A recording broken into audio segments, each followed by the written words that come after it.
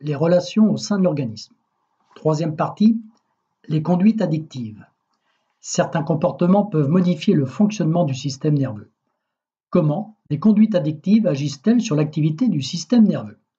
L'addiction est une affection cérébrale chronique récidivante, caractérisée par la recherche et l'usage compulsif de drogue, malgré la connaissance de ses conséquences nocives. Drogue.gouv.fr.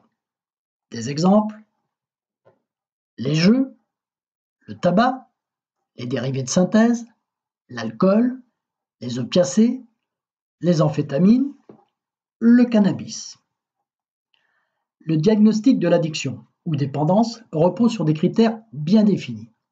Parmi ces critères, on trouve la perte de contrôle de soi, l'interférence de la consommation sur les activités scolaires ou professionnelles, ou encore la poursuite de la consommation malgré la prise de conscience des troubles qu'elle engendre. Drogue.gouv.fr. Comprenons l'aspect scientifique de l'action de quelques substances addictives sur le système nerveux. D'abord, revoir la communication entre deux neurones dans un contexte non addictif. Relation entre le neurone présynaptique et le neurone postsynaptique, avec recapture des neuromédiateurs. Ça, c'est le contexte normal.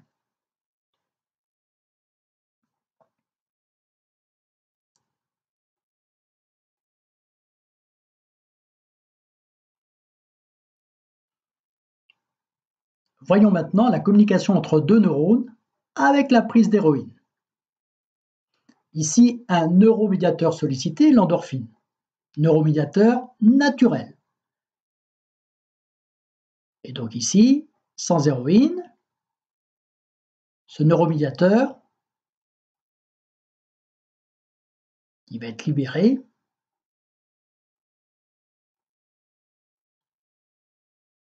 induit naturellement une accalmie de la douleur. Mais avec l'héroïne, libération d'endorphine, les substances chimiques contenues dans l'héroïne miment l'action des endorphines et augmentent leur production. Résultat, les sensations douloureuses sont inhibées en permanence. Autre exemple, la communication entre deux neurones avec la prise de cocaïne. Observons d'abord le contexte naturellement. Ici, la substance sollicitée est la dopamine.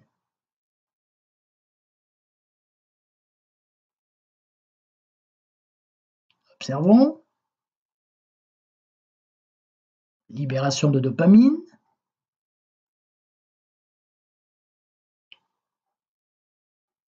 Le message induit naturellement donne une sensation de bien-être, mais avec la cocaïne. Toujours la dopamine. Les substances chimiques contenues dans la cocaïne stimulent la libération de dopamine. Ces mêmes substances empêchent la dopamine de rejoindre les vésicules présynaptiques. Et résultat, les sensations de jouissance sont alors permanentes.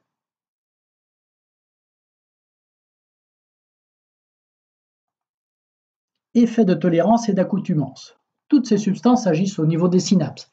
Ils modifient l'humeur et le comportement.